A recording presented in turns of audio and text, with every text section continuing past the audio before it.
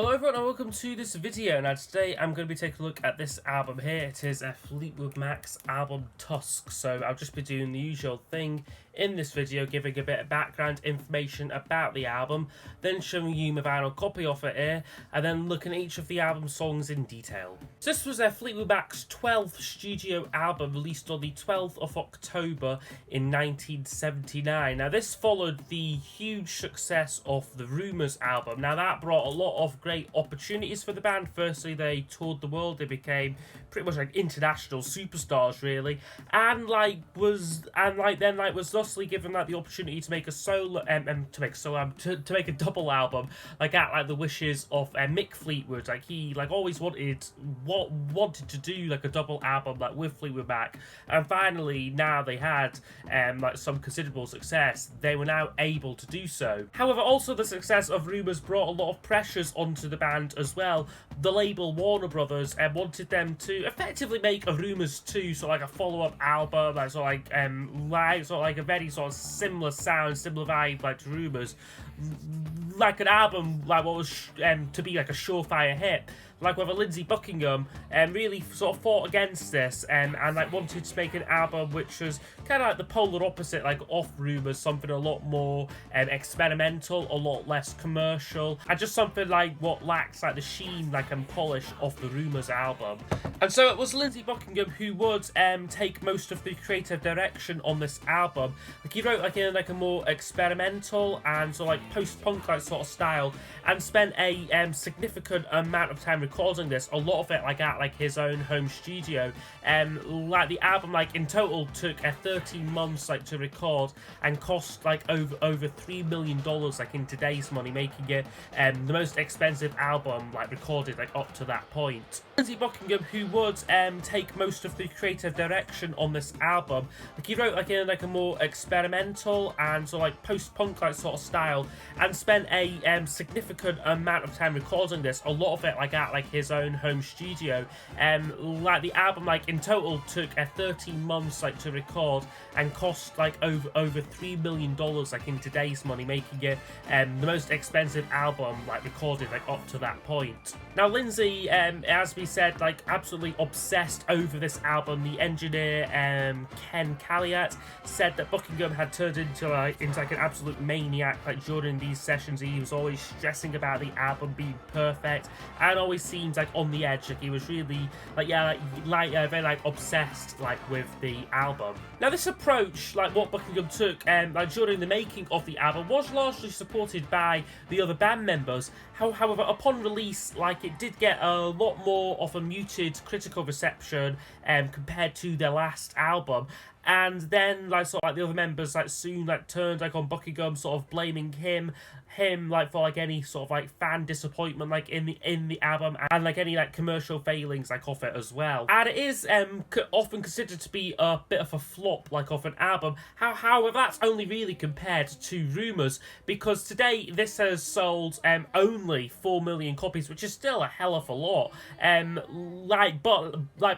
compared to Rumours' 10 million copies, what that had sold by February 1978. So even before this album came out, Rumours had already sold more than double than what this would ever sell. You can just kind of see the contrast there. And chart wise, it only reached number 4 in America, but did reach the top spot here in the UK and went platinum. Now its relative commercial failure in America could have been attributed to the fact that during the promotion of it, it was actually played on radio in its entirety prior to the release, and this was when home taping was just coming in, so coming in, so many people probably tape the album off the radio. Plus it being a double album with quite extravagant packaging, what we will get to, it meant it was quite costly. Cost $16 at the time, which is now closer to $60. So you can see a lot of more casual fans would have definitely been put off buying the album. Plus it didn't help the critical reception it got, although I have read a lot of comparisons to the Beach Boys album Smiley Smile, which was the follow-up to Pet Sounds. Again, a very similar album to Rumours, in the sense that it was a career-defying album. a hugely successful one, followed up by something like a little bit more like sort of like messy, a little bit more like with not as much direction to it. So I will just show you my vinyl copy of it here. This is just a standard UK original pressing of it. So as I said, it does have quite extravagant packaging slightly. I mean, it's not a gatefold like or anything, it's just quite a thick album there, just with the track listing like on the back, but it's the amount of inner sleeves you get with this, which is just a little bit bonkers. So this is the first record there, so you get a pitch like off the band, then a sort of collage, and then you think you get the record, but oh no, we've got another inner sleeve with again another pitch like off the band there, more sort of pictures, and the first vinyl there. Notably, there's no lyric insert with this, like no printed lyrics, which is like maybe something like which I do miss like with the album. But here's the second one. So again, just another picture. Not sure what way they're right up. That's the right way up there. And then you've got the other side to it. And again, another inner sleeve, just with just the same pictures like as the first one, but without any of the band members, which is quite interesting there. And again, the record just on Warner Brothers there. So that is the vinyl record looked at. Okay, so I'll now go over each of the album songs in detail. So there are 20 tracks in total, so this might be quite a lengthy review, but yeah, I'll just like score each track out of 10, and the user scores to give us a overall percentage marking for the album.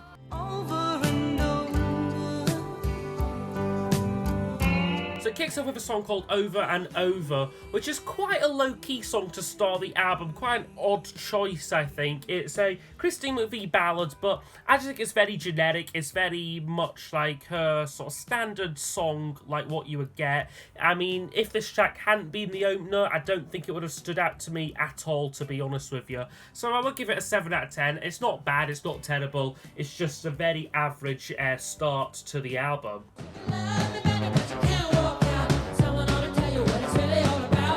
But then that kind of sort of soft rock ballad is kind of completely contrasted with the next song, which is called The Ledge, which is a Lindsey Buckingham number. And this one is just a really frantic song. It's just got a really sort of like a tongue twister sort of like verse to it. Again, like I believe this was recorded using sort of like very speeding like tape like technology, like sort of like slowing the tape down, recording, and like then speeding it up, giving it a really sort of like fast, like very energetic sense to it.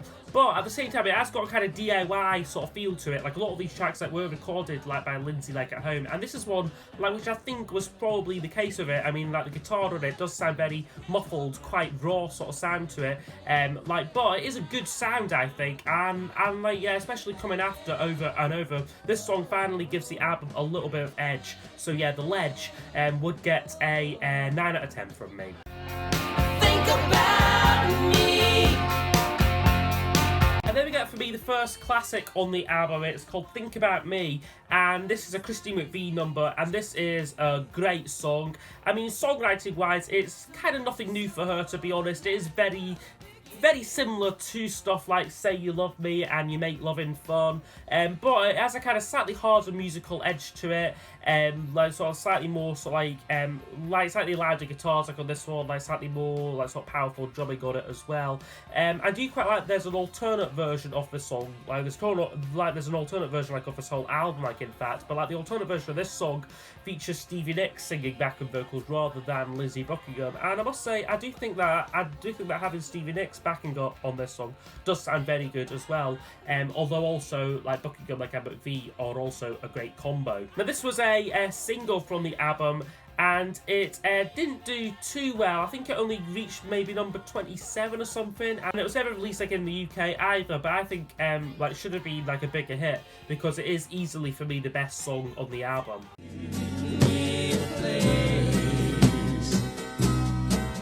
Track up is called Save Me a Place, and this is another one which I think was recorded completely solo by Buckingham like in his house, and it is a slightly downer sort of song, a little bit like of a, I won't say depressing listen, like, but it certainly, you can tell that he maybe wasn't in the best place like when he wrote and made this song. It's kind of about feeling like out of place. He sings in it, guess I want to be alone, I guess I need to be amazed, save me a place. I'll come running if you love me today. The song's got this kind of do-it-yourself like sort of like drum sound like on it as well. It sounds very lazy, very like not well produced, but that does kind of help like sort of like give it that feeling like of like isolation, like which comes to like in like the lyrics as well. Like kind of has a kind of lo-fi 90s sort of feel to it as well. I guess it is a kind of timeless sound, but to me it does sound a bit amateurish, this song, especially coming after Think About Me, which is just like a pure sort of like pop rock classic. This one, it just sounds a little bit unfinished to me. Sara, you're the poet in my heart. Okay, then we get Stevie Nicks' first contribution to the album, which is Sara, which is a really good song. The subject of the song is quite contentious. Nicks has said that it was about her best friend who had just started dating Mick Fleetwood, like who like she had like recently like had like a little bit like off like an affair with, like while like her boyfriend like at the time, the Eagles drummer Don Henley, said that it was about like a child like which like he and Nicks like never had together. Lyrically, Nicks is on fine form with this song, like imaginative and sort of like lyrics like full of imagery, like singing like about drowning like in like a sea of love. And I like how her vocal again, it builds like in like intensity like as like the song goes on, while musically it does remain quite flat and like quite along the same sort of lines. The beat doesn't really pick up like in it, but it's just Nicks' vocal kind of takes the song like to like another level. And originally this song ran for about 60 minutes, like I've read, and I don't think I could have tolerated it for that amount of time, but this version here, like it still runs like for just under 7 minutes, but I think it is still very good. It doesn't really drag, and it was issued as a single as well, and it did quite well. Like in America, got to number 7, but only reached number 37 here in the UK. And like yeah, like I said, a strange choice like for the single, considering its rather lengthy running time. What makes you think you're the one? Next track up is called What Makes You Think You're the One, which is a Lindsey Buckingham song, and is a kind of bit of a, I wouldn't quite say a rocker, like, but it has got that kind of forceful piano going throughout the song.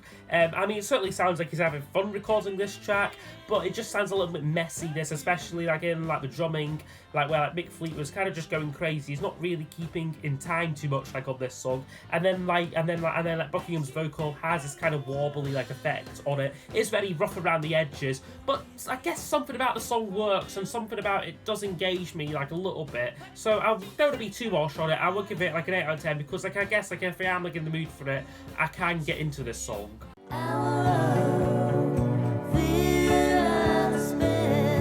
And then we get another Stevie Nicks song, and definitely my favourite of her songs on the album. It's called Storms, which I would give a full 10 out of 10 to.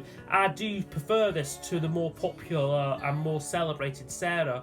I mean, Nicks' vocal, especially like on the start of this, sounds so vulnerable and sort of frail. And lyrically is a very heartbreaking song. She sings on it: every hour of fear I spend, my body tries to cry, living through each empty night, a deadly calm inside. And it could be about sort of confessing like her romantic past, like from like the last like few years like on it. But like whether like it is about lyrically, it's just a beautifully executed song, this. And yeah, for me would get a 10 out of 10.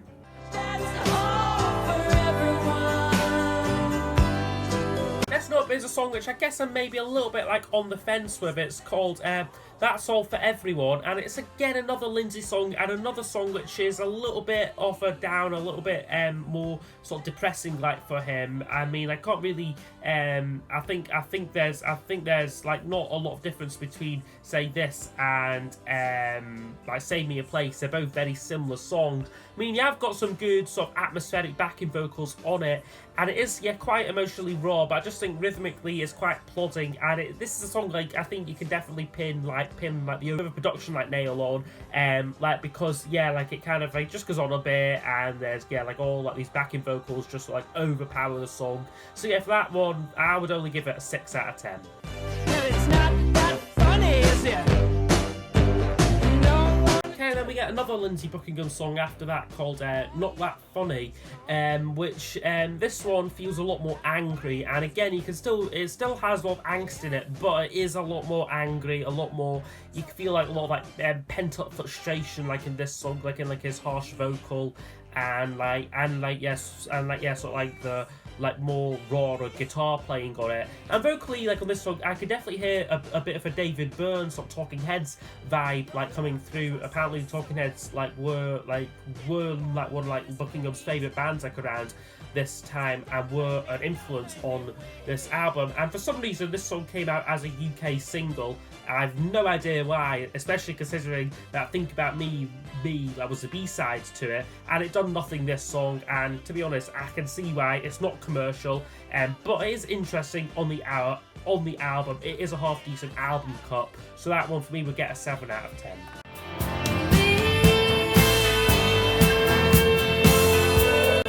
Side 2 closes with a song called Sisters of the Moon, which is another Stevie Nicks song, and while it is a good track, for me this song doesn't really break any new ground for her. It's got this kind of mystical and witchy vibe, like what she is like known for, like previous songs like Goldust Woman and Rihanna, and have kind of covered this same ground a little bit.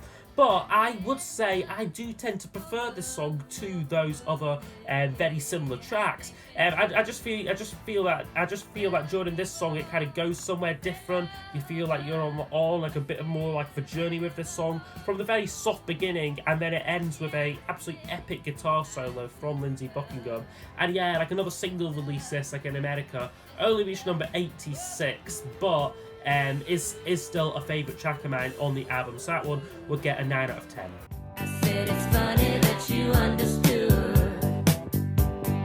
Okay, now we're halfway through the album, and the next track up is called Angel, which is another Stevie Nicks song, but for me, when you listen to it, it has much more of a Christine McVie sort of vibe to it, like with its toe-tapping beat and sort of like the electric piano being like the primary instrument. You almost think like she's gonna go into like say You Love Me like or something like that. And while it is quite a good song for the first like minute or so, like it's a serviceable song, just towards the end it does drag a bit. It gets quite dull overall. Just doesn't really stand out to me on the album. So I would give that one a 6 out of 10 for Angel. And that's enough for me. Then we get another little bit more like of a scrap like of a song, but is one which I do quite like. It's called That's Enough For Me, which is a sub 2 minute song. It reminds me like of something like what would just be sort of thrown in like on like the White Album, something like say like Why Don't We Do It In The Road like sort of thing. I mean like it's a frantic rocker this, like with like sort of like ecstatic yelps like from Buckingham like throughout it, plus some really creative, really good like sort of fastly picked picks like acoustic guitar playing. I mean it is an interesting interlude like on the album. I think you need it coming after the slightly plodding Angel, and also the next 2 tracks, which are both also very slow, very dreary. So this song kind of picks up the album like for like a very brief like 2 minutes. So yeah, for me that one will get an 8 out of 10.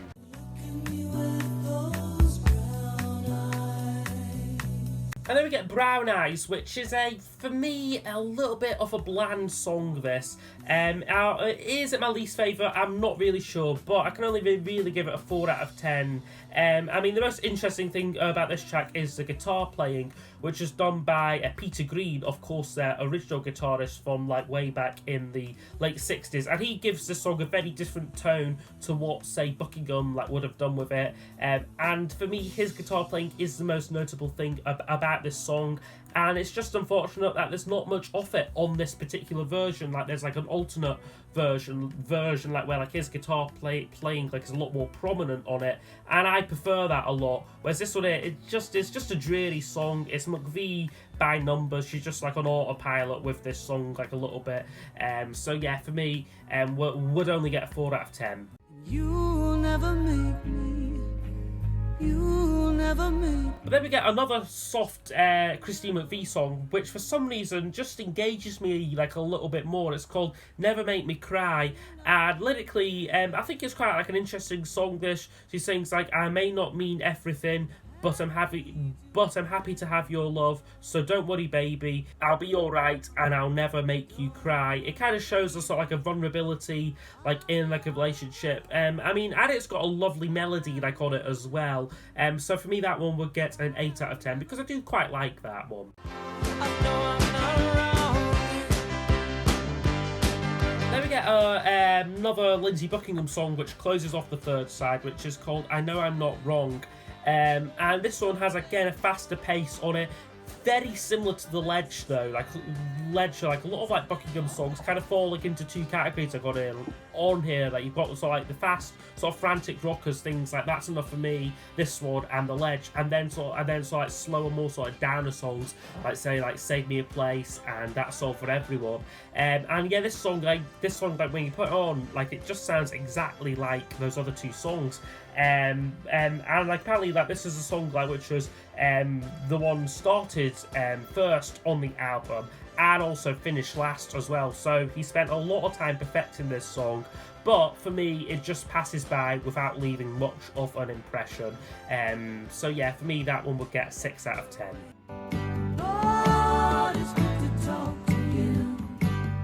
Okay, and then the next track up is called Honey High, which kicks off the final side of the album, so we're almost there. This is another McVie ballad, and it is another bland song, unfortunately for me. You have got some half-decent acoustic work like from Buckingham on it, but it is an insignificant song on the album, doesn't really add much to the mix for me. So yeah, that one would only get a 5 out of 10. Sleepless child. And again, we get another average subpar song, which is called Beautiful Child, which is a Stevie Nicks track. And again, it's just a song which just doesn't engage me at all, really. I think it's quite a repetitive song. I think it's bland lyrically. It's not terrible, but it is an easy skipper, like, on the album. So yeah, 4 out of 10 for Beautiful Child.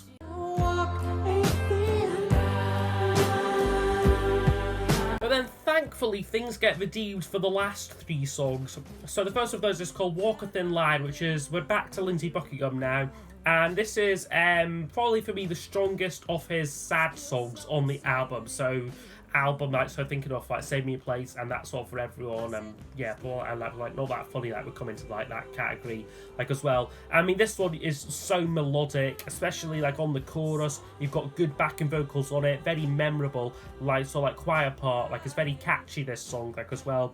And I don't think it's overblown either, to be honest with you. I think it is definitely his best like on the album. I think it's a song which would have maybe fitted quite well like on like the Mirage album. It just sounds a bit more polished, a little bit more finished than a lot of his other songs on this album. So yeah, Walk a Thin Line, really good track, we'll get a 9 out of 10. Don't say that you love me.